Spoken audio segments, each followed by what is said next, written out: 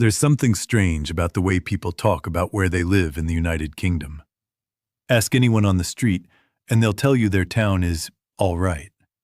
That things aren't that bad. That yes, it has its problems, but doesn't everywhere. And then you catch them after a pint, or a long day, or the third time their car gets broken into that year. That's when the truth comes out. Because the reality is, there are towns across this country that locals privately can't stand. Places where the residents will defend their postcode with fierce loyalty in public, while quietly counting down the days until they can afford to leave. Today, we're pulling back the curtain. We've looked at the data. We've read thousands of real resident reviews.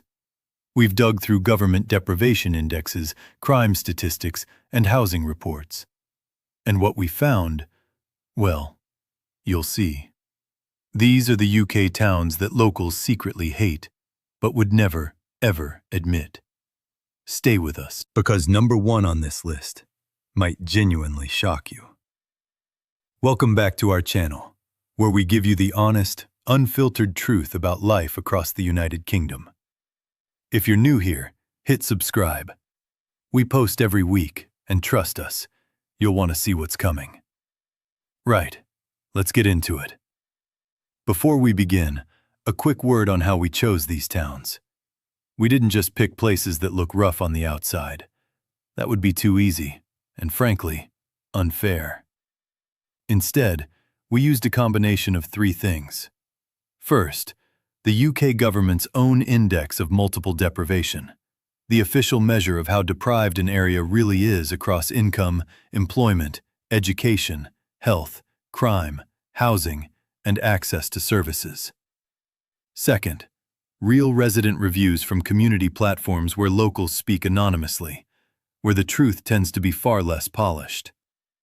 And third, crime data, housing market trends, and economic reports covering 2024 and 2025. These aren't necessarily the most dangerous places in Britain. Some of them look perfectly ordinary from the outside. Some of them are even quite pretty in places. But beneath that surface, the people who actually live there, the ones who've been there for years, are quietly, desperately, trying to find a way out. 7 towns. Let's count them down. Number 7. Slough, Berkshire. On paper, Slough has a lot going for it. It's just 20 miles from London.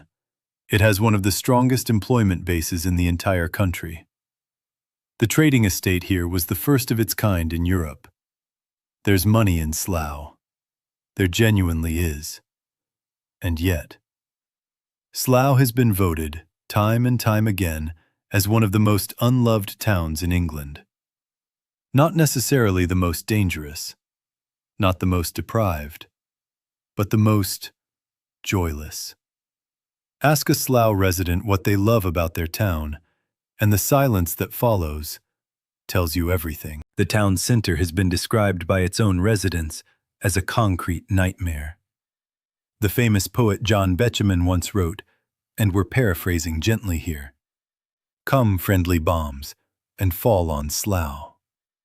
And that poem was written in 1937. The locals have been saying the same thing, slightly less poetically, ever since. The real issue in Slough isn't poverty. It's identity. Nobody is quite sure what Slough is anymore. It was built as a place people passed through on the way to somewhere better, and for many residents, that's exactly how it still feels. Rental prices have surged 18% in the last 2 years, squeezing residents who don't earn London wages. And the town center regeneration, promised for well over a decade, keeps getting delayed. Locals will defend Slough if you criticize it publicly. But privately, most of them will tell you the same thing. I'm here for the job. I'm saving to get out. Number 6. Grimsby, Lincolnshire. Grimsby is a town that feels like it was left behind by history and never quite found its way back. For most of the 20th century, Grimsby was one of the most important fishing ports in the entire world. Ships came from across the globe. The docks were alive. There was pride here. Real, honest pride. Then the fishing industry collapsed. And Grimsby, unlike some northern towns that managed to reinvent themselves, never really recovered. Today, northeast Lincolnshire, which covers Grimsby and the surrounding area, sits in the most deprived 20% of all local authority districts in England. Crime rates stand at 76 crimes per 1,000 residents as of 2025, significantly above the national average. Assault and sexual offenses are among the most commonly recorded crimes in the region. But here's the part that doesn't get said on the local Facebook groups, and certainly not at the pub. The people who grew up in Grimsby love it deeply. They'll talk about the community spirit, the down-to-earth people. The food. Yes, the fish and chips here genuinely are exceptional. But the ones who can leave, leave. And the ones who stay? When you really press them, when you get past the loyalty and the local pride, many of them will quietly admit that the town has been failing them for 30 years. There's nothing here for young people, is something you hear a lot. No meaningful investment, no new industries. An aging population in a town that doesn't know what comes next. Grimsby isn't secretly hated because it's rough. It's secretly hated because it once had everything, and somewhere along the way, everyone forgot about it. We're halfway through, and it's about to get a lot more uncomfortable. The towns coming up? They're places where residents know the problems. They see them every single day. But the social pressure to stay loyal, to not talk down their hometown, means the truth rarely gets said out loud. Until now. Number 5. Luton, Bedfordshire. Luton is, in many ways, the ultimate example of a town that simply cannot escape its own reputation. Year after year, Luton appears at or near the top of surveys asking people to name the least desirable place to live in the United Kingdom. And year after year, local politicians announce new regeneration plans, new investment strategies, new visions for the future. And yet, the surveys keep coming out the same way. Luton's housing strategy, and this is the council's own language, not ours, states that too many residents are struggling with housing costs, homelessness, inaccessible and unhealthy homes. Demand for affordable housing massively outpaces supply. The town has one of the highest population densities outside Greater London, and the infrastructure, the roads, the services, the public spaces, simply hasn't kept up. Residents highlight 3 things consistently when they speak honestly. Safety after dark. Limited employment options beyond the airport and distribution warehouses, and a town center that, despite years of promises, never quite manages to feel like anywhere you'd actually want to spend time. The saddest thing about Luton isn't the problems themselves. It's the resignation. Long-term residents will tell you, off the record, that they stopped expecting things to improve. They're not angry anymore. They're just tired. And that exhaustion, that quiet defeat, that's something you'll never see in the official tourism brochure. Number 4. Blackpool, Lancashire. Blackpool might be the most heartbreaking entry on this list, because Blackpool, in the summer, in the right light, with the tower illuminated and the Golden Mile lit up, can genuinely be magical. There's a reason it's been drawing visitors for over a century. But the magic only works if you don't look too closely. Blackpool is now officially among the most deprived places in all of England. According to the government's own 2025 indices of multiple deprivation, 15 out of Blackpool's 94 neighborhoods, that's 16% of the entire town, sit in the most deprived 10% in the country. Crime rates reached approximately 154 crimes per 1,000 residents in 2025, placing it near the very top of UK crime comparisons. But the secret that Blackpool residents carry, the one they won't say to outsiders, is how much the town has changed. People whose families have lived in Blackpool for generations will tell you, in quiet moments, that they don't recognize it anymore. That the community that once existed, the one built around the tourist trade, the boarding houses, the local businesses, has been slowly hollowed out. Seasonal work means instability. When the tourists go home in September, the money goes with them. What remains is a year-round population living in a town that was built to entertain visitors, not to sustain residents. Long-term locals love Blackpool. They genuinely do. But ask them, honestly, whether they'd move their children there today, knowing what they know. And most of them will look away. Number 3. Bradford, West Yorkshire. Bradford is a complicated one, and we want to be fair here, because Bradford has genuine strengths that often go unreported. It has some of the best curry houses in the entire country, legitimately world-class food. It has rich history, stunning Victorian architecture, a young and diverse population full of energy. Bradford was even named the UK City of Culture for 2025, a genuine, well-deserved recognition. And yet, according to crime data rankings, Bradford consistently holds the highest crime index among UK cities, sitting at 68.1, significantly above the national average. Areas including City Ward, Little Horton, and Manningham report antisocial behavior and drug-related incidents persistently above average. Rental costs across the wider Yorkshire region have climbed sharply, squeezing exactly the people Bradford can least afford to lose: its working families. The honest truth about Bradford, the one its residents know but rarely say publicly, is this: the city is deeply divided. Between the parts that are thriving and the parts that were left behind decades ago and haven't been reached since. Between the beautiful Bradford that gets shown off during the City of Culture events and the Bradford that exists in the estates where investment never quite seems to arrive. Bradford residents are fiercely, passionately loyal to their city. You will not find a group of people more ready to defend their home. But in the quiet of their own kitchens, away from the cameras and the culture events and the good news stories, many of them will tell you the same thing. We needed more than a year of being City of Culture. We needed 30 years of proper investment. And they're not wrong. Number 2. Burnley, Lancashire. If you want to understand the specific sadness of post-industrial England, Burnley is where you come.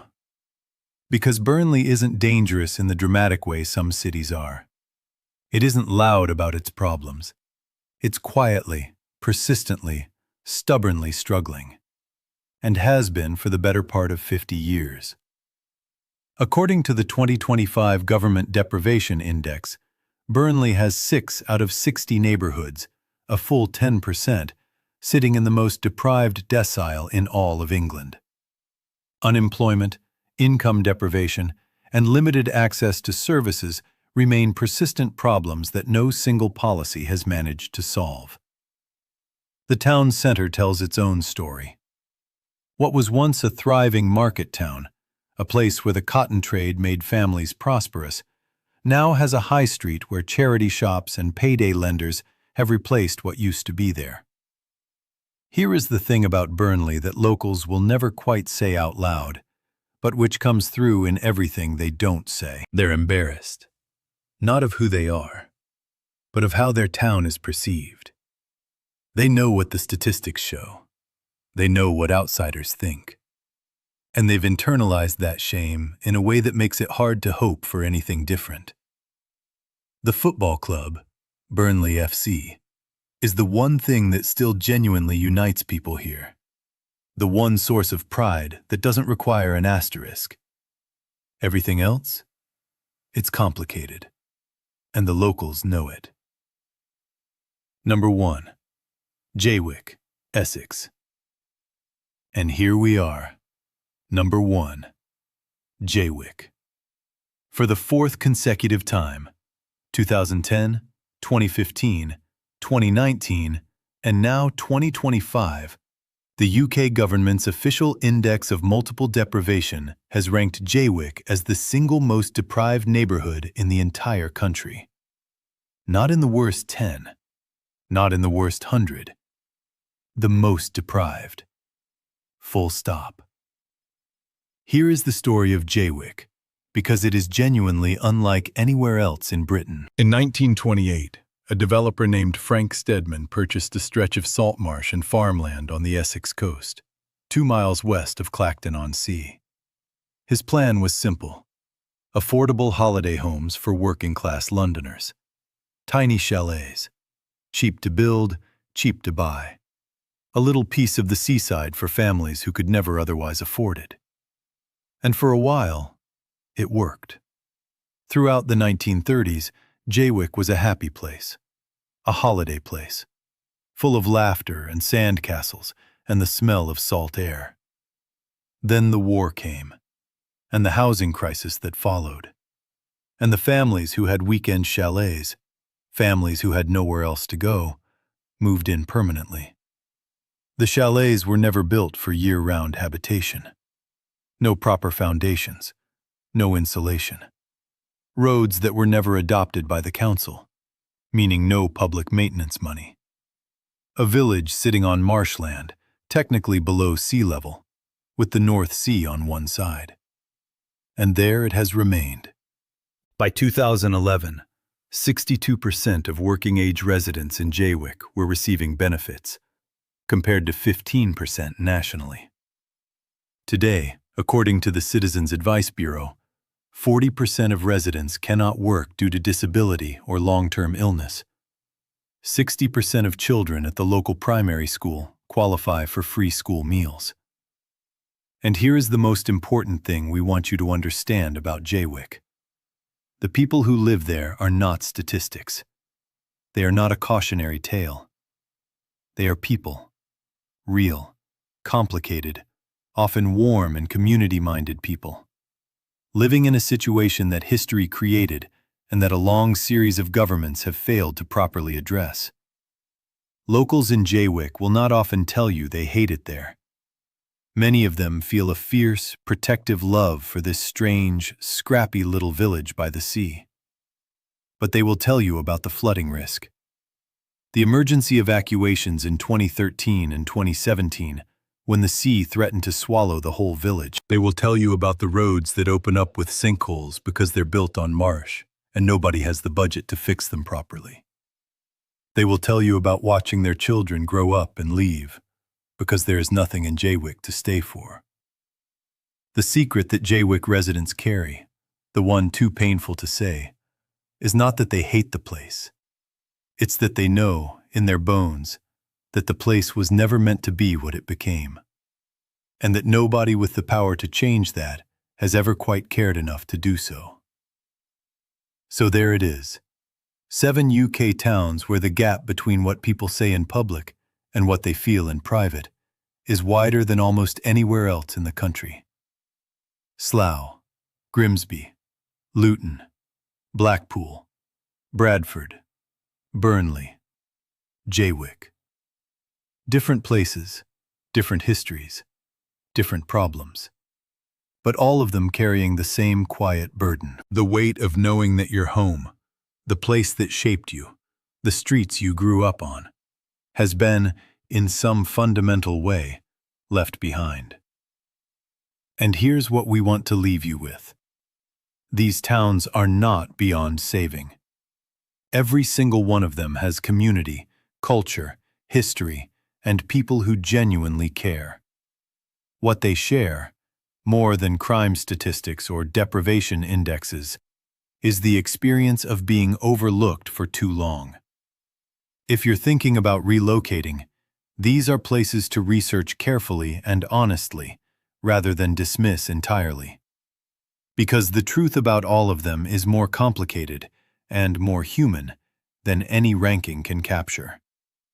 If you found today's video useful, or if you live in one of these towns and want to share your experience, drop it in the comments below.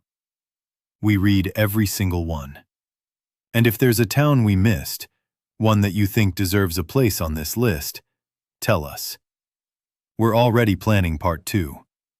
Hit subscribe if you haven't already. We post every week, and every week we bring you the honest, unfiltered truth about life across the United Kingdom. Until next time, take care of yourselves.